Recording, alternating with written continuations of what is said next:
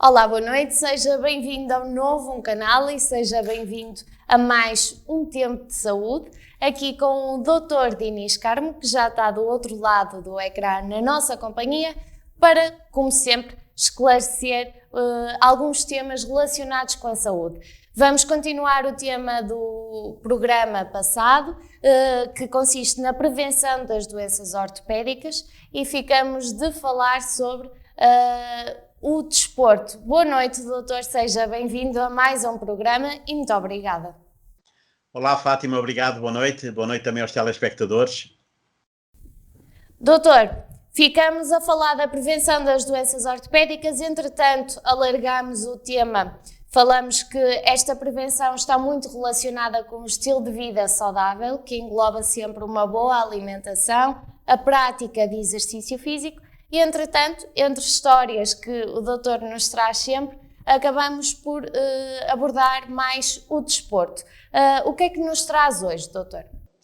Ora bem, no fundo é uma continuação daquilo que nós falámos a semana passada, porque, como nós dissemos, o desporto é efetivamente essencial para realmente um bom desenvolvimento musculoesquelético e, portanto, na prevenção das lesões musculoesqueléticas. Agora, para que realmente o desporto seja uma vantagem e não um fator de risco, conforme nós dissemos, é necessário que o desporto seja praticado com regularidade, com moderação e também que o desporto seja o mais adequado às nossas capacidades físicas.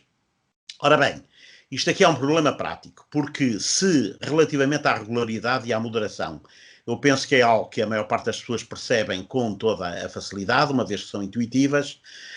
Já o que não é intuitivo, às vezes até é muito traiçoeiro, é saber exatamente qual é o desporto mais adequado às nossas capacidades físicas. E isto porquê? Exato. Porque, habitualmente, quando alguém quer praticar desporto, habitualmente o que é que faz? Vai praticar o desporto que gosta. Quer dizer, que gosta de ver, às vezes. Quer dizer, nós estamos inclinados, gostamos, seja por que razão for, de um determinado desporto, e, portanto, vamos tentar praticar esse desporto. Ora, muitas vezes o que acontece é que uma vida é madrasta, é que a mente muitas vezes não está em sintonia com o físico, e aquilo que nós desejamos não é aquilo que nós somos capazes de fazer. Aliás, eu vou-lhe contar mais uma história, e mais uma vez é uma história pessoal, porque repare bem que eu, quando era muito jovem, estamos a falar, digamos, 10, 12 anos, tanto quando acabei a escola, estava a começar o liceu, imagino que desportos é que eram da minha predileção: o basquete e o salto em altura. De maneira que está mesmo a ver que eu realmente, com a minha estrutura de 1,62 m, eu tenho a confessar que na altura era um bocadinho mais alto, ou substancialmente mais alto. Eu penso que na altura tinha pelo menos 1,63 m, de maneira que está a ver mesmo assim. A idade faz essas coisas, não é? Nós vamos reduzindo a altura. A idade tem destas coisas. De maneira que está a ver que mesmo assim, quer dizer, para basquete e para salto em altura, está a ver realmente que o meu futuro era brilhante, e eu não tive outro remédio senão mentalizar-me de que não eram estes os esportes que eu iria praticar o resto da vida. Agora reparem, o facto da pessoa muitas vezes consciencializar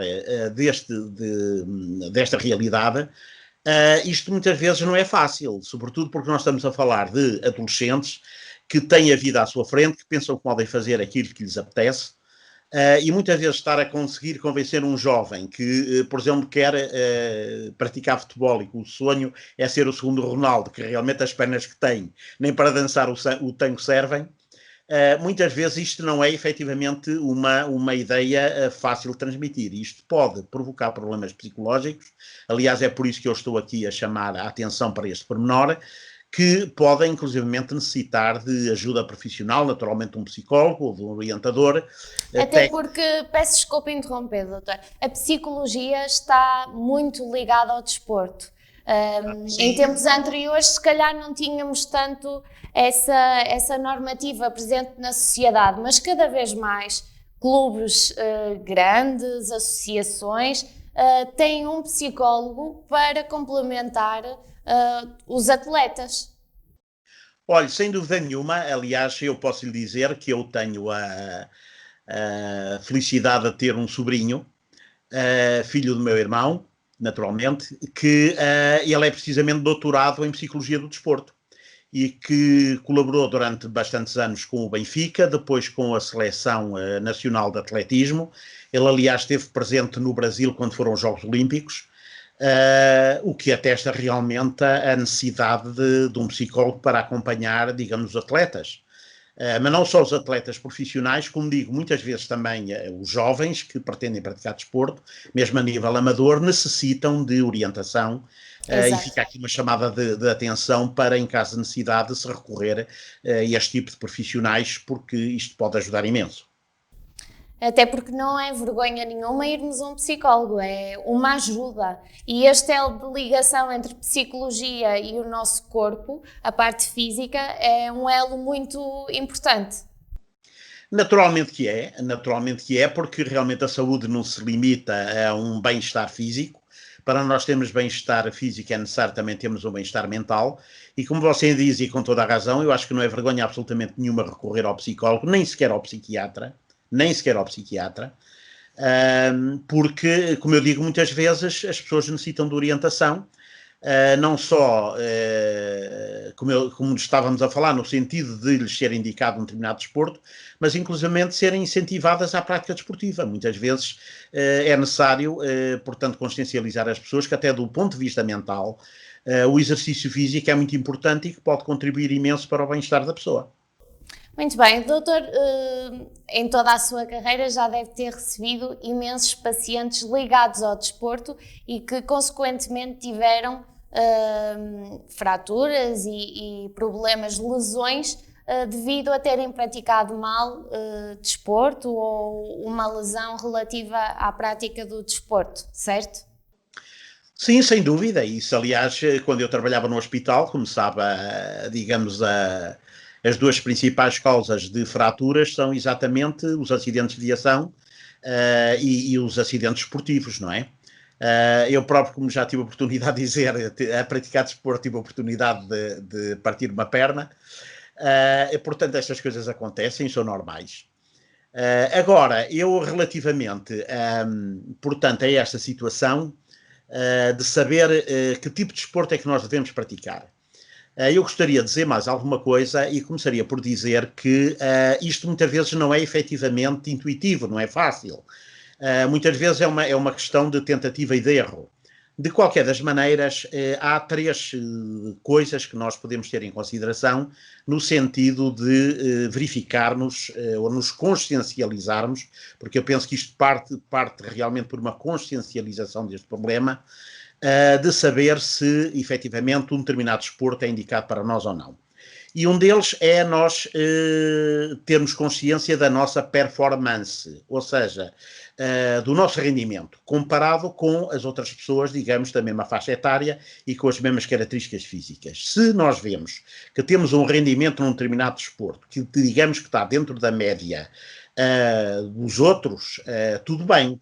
Se nós estamos muito acima da média, parabéns, porque isso quer dizer que nós provavelmente viremos ser campeões. Agora, se nós verificamos que temos um rendimento muito inferior, digamos, à média, isto provavelmente o que quer dizer é que nós estamos a praticar a modalidade errada e que se calhar o melhor será considerar alternativas.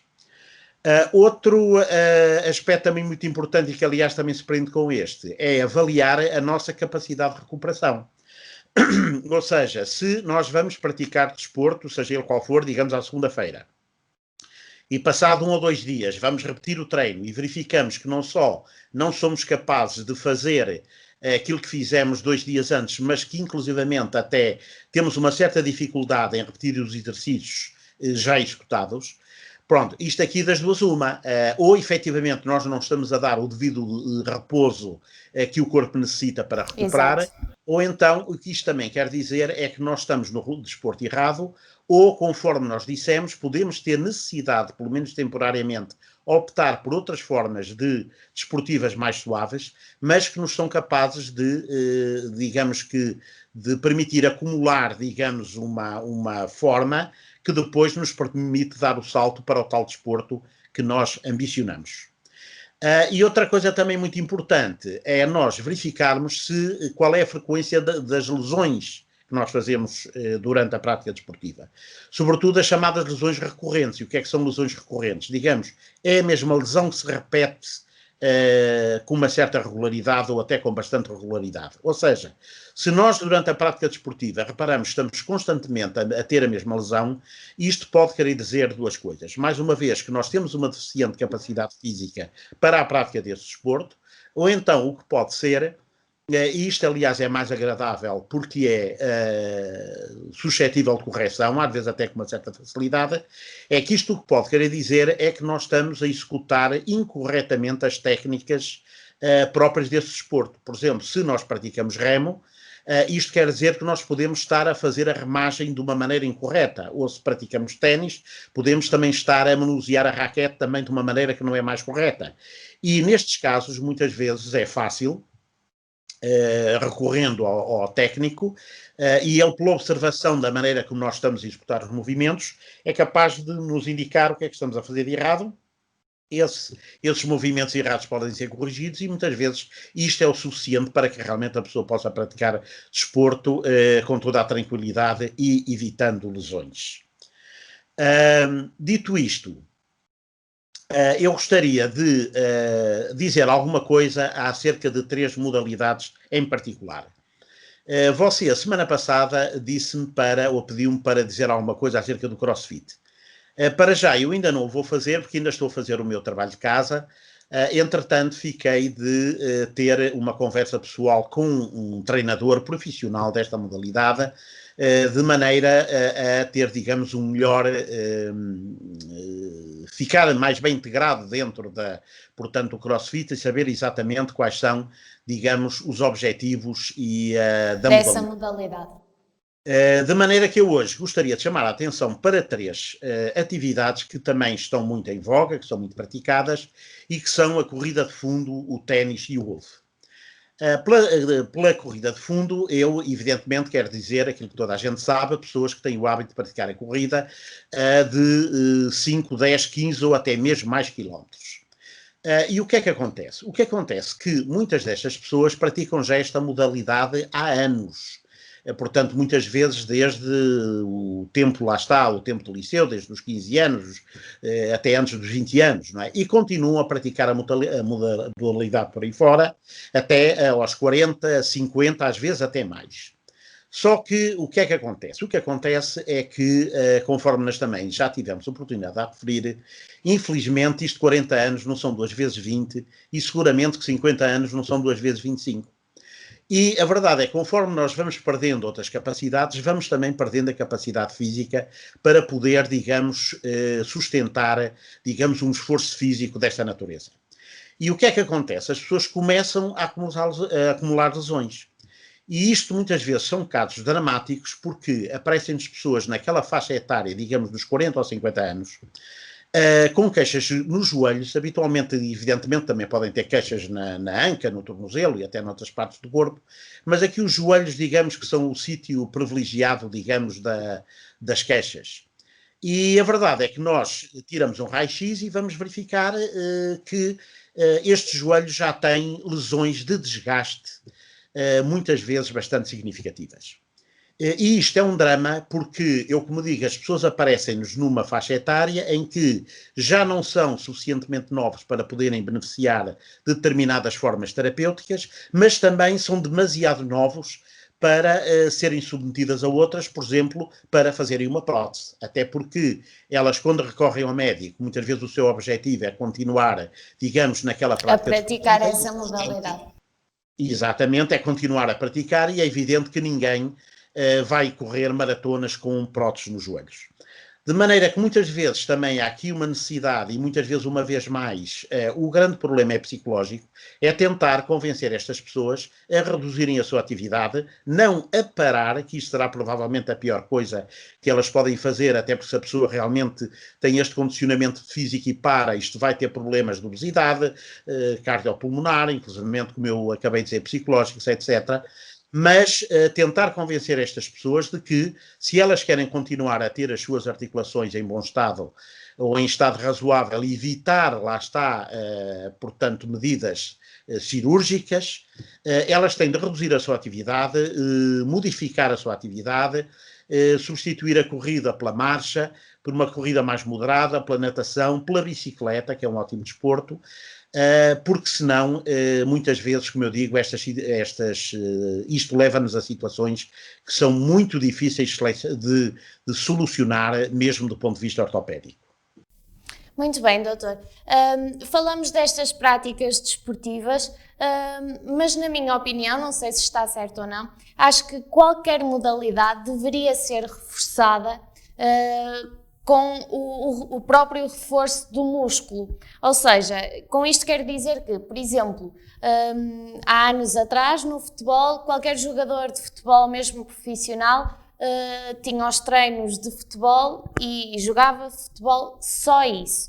Hoje em dia vemos, por exemplo, esses atletas a ter treinos específicos de reforço muscular. Isso também poderá acontecer nas outras modalidades, certo? Isso, em princípio, devia ser uma constante das outras modalidades, porque mesmo quando nós temos modalidades, e era isso que eu queria falar a seguir, que de uma maneira geral são consideradas, digamos, modalidades mais soft, às vezes até para pessoas já de uma certa faixa etária, no caso do ténis e do golfe. E do golfe. Ténis talvez não seja tanto verdade, porque há muito praticante de ténis que começa realmente também em tenra idade e depois, evidentemente, vai avançando. O golfe é efetivamente considerado, digamos, de uma maneira geral, como sendo um desporto para pessoas já reformadas, já avançadas na vida, homens de negócios, etc. Pessoas que, enfim, querem fazer qualquer coisa, aquilo até nem é bem um desporto, é uma maneira, digamos, de espairecer, passar o tempo, de espírito, fazer negócios.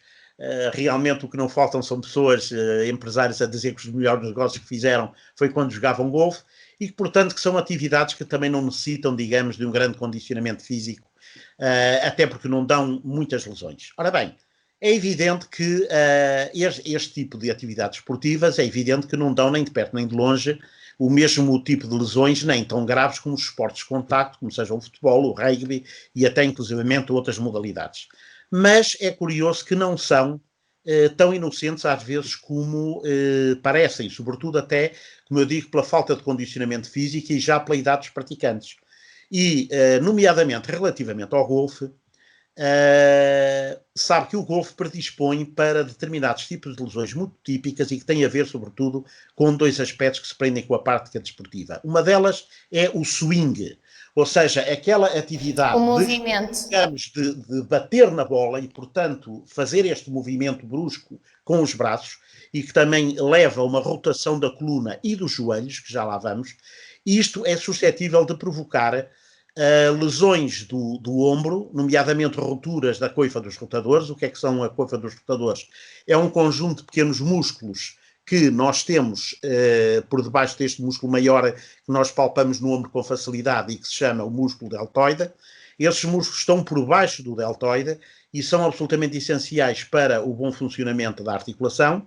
E quando são pessoas, como eu digo, já de uma determinada idade, com mau condicionamento físico e já com lesões degenerativas desse músculo, o que aliás acontece normalmente com a idade, muitas vezes a prática do golfe, portanto esse swing, às vezes efetivamente se trata de um movimento brusco, porque entretanto falhou-se a bola ou uma coisa do género, é suscetível de provocar rupturas musculares a esse nível. Duas regiões que também são muito atingidas são a coluna vertebral, nomeadamente a lombar, devido aos movimentos de rotação, e a outra articulação que uma vez mais também é muito atingida é o joelho. O joelho. Porquê? Porque, como a maior parte das pessoas provavelmente sabem, mesmo que não pratiquem golfe, que aliás é o meu caso, diga-se de passagem, mas as pessoas têm aqueles sapatos próprios com pitons, portanto correspondem mais ou menos às chuteiras dos futebolistas. Qual é a ideia daquilo? A ideia daquilo é fixar-lhes o pé na relva, de maneira que as pessoas têm os pés absolutamente fixos no solo e quando fazem o tal swing, ou seja, quando rodam, quer dizer, nós temos um osso da coxa, que é o fémur, que roda sobre uma tíbia, que é o osso da perna, que está fixa no solo. E, portanto, há um movimento de cisalhamento, digamos, do joelho, que digamos, o movimento ideal para fazer lesões dos meniscos, sobretudo se eles, entretanto, já apresentam lesões degenerativas. Portanto, se quem pratica estes esportes começa a ter, ou a partir de determinada altura, começa a ter dores frequentes ou que não cedem, digamos, quer a nível do ombro, quer a nível da coluna, quer a nível do joelho, portanto, ele deve interromper a prática desportiva e consultar o seu médico, porque pode acontecer que tenha efetivamente feito uma destas lesões, o que às vezes para as pessoas é uma surpresa, porque eles dizem, doutor, eu pratico golfe, mas aquilo é uma coisa muito suave. É claro que, efetivamente, seja de golfe, seja do que for, seja no crossfit, quer dizer, esta digamos, noção de ser suave ou ser mais violento é sempre uma coisa muito relativa. E tudo o que é praticado várias vezes, por mais que seja mais suave... Exatamente, muitas vezes a repetição de movimentos mesmo, portanto, há aqui um fator acumulativo, que pode condicionar lesões, o que quer dizer que estas pessoas, tal como todos os outros atletas, independentemente da sua idade e do desporto que praticam, devem, digamos, fazer, digamos, check-ups regulares para que realmente o desporto seja, digamos, um motivo de prevenção, de bem-estar e não, pelo contrário, digamos que mais um fator agravante de doença. E relativamente ao ténis, doutor? Ora bem, relativamente ao ténis, põe-se uma situação muito semelhante, porque o que acontece, como eu digo, é que embora muitos praticantes do ténis já o façam desde tenra idade, o que é bom, o que acontece, como eu digo, é que eles muitas vezes chegam a uma determinada idade em que lá está, em que já passaram os verdes anos, e as pessoas também não têm, digamos, tempo para fazer tanto treino como isso. E o ténis também é muito suscetível por razões semelhantes ao golfe, porque no golfe temos o swing, mas repare, no ténis também temos a manutenção da raquete, que muitas vezes não deixa de ser violenta. Aliás, basta ver o desenvolvimento muscular que os tenistas profissionais, mesmo do sexo feminino, têm do braço dominante. E depois também temos o problema do joelho, porque nós sabemos que no ténis, portanto, a pessoa corre atrás da bola e de repente para, e nós tentamos, digamos, bater na bola com a raquete. E aquele movimento brusco de paragem do joelho com ele em flexão também é um movimento muito propício a lesões, não só dos ligamentos, nomeadamente ao ligamento cruzado anterior, mas também dos meniscos. Para além do mais, e para terminar, também é frequente, por exemplo, há uma lesão que é a epicondilite, que aliás até o seu segundo nome, digamos, não será bem até alcunha, porque a verdade é que este nome está presente, digamos, nos tratados de medicina, e que é a lesão do tenista, que se chama também a epicondilite. E consiste em quê? Consiste numa inflamação da inserção destes músculos, que são os músculos extensores do antebraço, que se inserem aqui na ponta do cotovelo, e que inflamam. E dão, portanto, uma inflamação e que é extremamente frequente nos tenistas, daí, como eu digo, até também nos próprios livros de medicina ser chamada de cotovelo dos tenistas, e que muitas vezes perturba não só a prática da modalidade, mas começa a prejudicar a pessoa nas atividades da vida diária. Isto é uma situação que, não sendo grave, no sentido em que, evidentemente, que não leva, digamos, a uma incapacidade permanente, não leva a nenhum defeito, não leva à morte prematura, nada disso, mas pode ser extremamente incapacitante, mesmo para as atividades da vida diária, e pelo facto de nós constantemente, com qualquer movimento que estejamos a fazer no dedo, seja ele mexer nas teclas do computador ou, inclusivamente, guiar um automóvel. Movimentos básicos. Eles são movimentos básicos e absolutamente essenciais às atividades diárias. E isto muitas vezes põe-nos problemas de tratamentos sérios. Isto às vezes são situações que são de resolução, às vezes bastante demorada e até complicada. Doutor, antes de terminarmos, só uma última questão. Falamos aqui da seleção do desporto que será, da modalidade que será mais adequada a nós, a cada um de nós, mas a verdade é que muitos de nós começamos a praticar desporto desde pequeninos, seja por gostarmos, seja incutido pelos próprios pais. Será aqui que deveremos deixar um alerta a todos os pais que nem sempre devem exigir aos filhos o desporto que gostavam que eles praticassem, mas sim o mais adequado a eles? Olha, eu acho que isso é absolutamente fundamental, até porque muitas vezes isso está à raiz do problema. Exato. O facto de nós começarmos a praticar desporto desde pequeninos, aliás, é o ideal, não é? Agora, é o ideal desde que efetivamente, como você diz, isso seja bem orientado, e também se coadune não só com a capacidade física, como também com a vontade, portanto, das crianças. Porque muitas vezes o que acontece é que as crianças são condicionadas pelos pais que querem que eles pratiquem não o desporto que a criança gosta mais ou para a qual está mais orientada, mas o desporto que o pai acha que é mais rentável. E pronto, nós sabemos efetivamente qual é, digamos, hoje em dia, digamos, a preferência 90 e tal % dos pais, quer dizer, todos eles querem que os filhos joguem futebol. E porquê? Porque nós sabemos que o futebol está ligado à alta finança, quer dizer, é evidente. Porque todos nós gostaríamos de ter um Cristiano Ronaldo em casa. Em casa, exatamente. Todos nós gostaríamos de ter um Cristiano Ronaldo em casa, acho que realmente é a expressão correta para a situação. Mas isto, evidentemente que não é possível, é evidente que o Ronaldo e outros como ele são fenómenos da natureza, são casos pontuais, e portanto é preciso que os pais se mentalizem de que nem todas as crianças têm a capacidade de fazer aquilo que eles querem e deixá-los seguir, digamos, o seu destino. E eu penso que isto é verdade não só no desporto como em qualquer outra atividade. Olha, exato. Eu também, mais uma vez, e para terminar, dando-lhe um exemplo pessoal, eu já falei aqui do meu sobrinho, sabe que eu, quando também andava nos tempos do liceu, a minha mãe era uma virtuosa tocadora de piano, e então entendia que o filho mais velho, que era eu, havia tocar piano e o mais novo havia tocar violino. Pronto, e nós fomos efetivamente forçados a tocar piano e a tocar violino. Moral da história, nem eu hoje toco piano, nem o meu irmão toca violino. Portanto, deixemos as crianças serem felizes e fazerem exatamente. aquilo que gostam. Tentar ver, eu penso que o ideal é tentar ver efetivamente para que é que as crianças têm efetivamente vocação, quais são, digamos, aquelas práticas para as quais elas estão inclinadas e incentivá-las, sim, elas praticarem aquilo que verdadeiramente gostam. Nem que haja... resultado. Nem que tenha que haver um tempo de experimentação de várias modalidades. Isso, aliás, é natural e faz parte da aprendizagem, porque isto é como a profissão. Quer dizer, não é toda a gente que, desde pequenino, sabe o que é que quer fazer no resto dos dias da vida. Quer dizer, isto é uma felicidade. Olha, eu, por exemplo, mais uma vez, eu já estou a almoçar hoje, mas vou-lhe dar um caso pessoal, por acaso.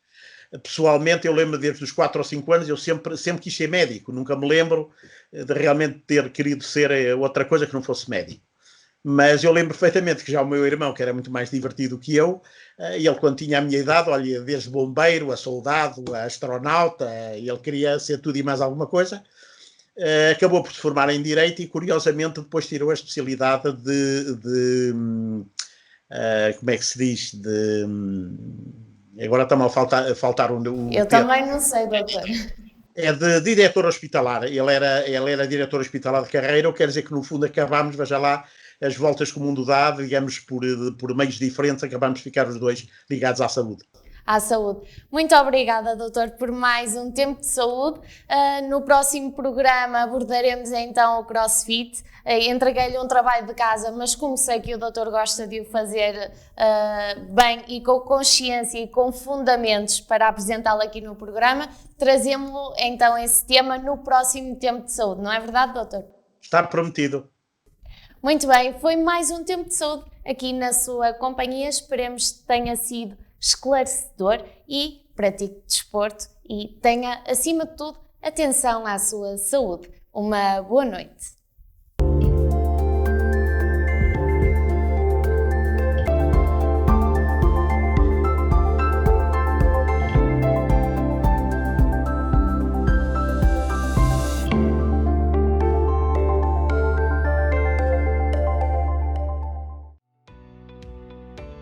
Novum Canal.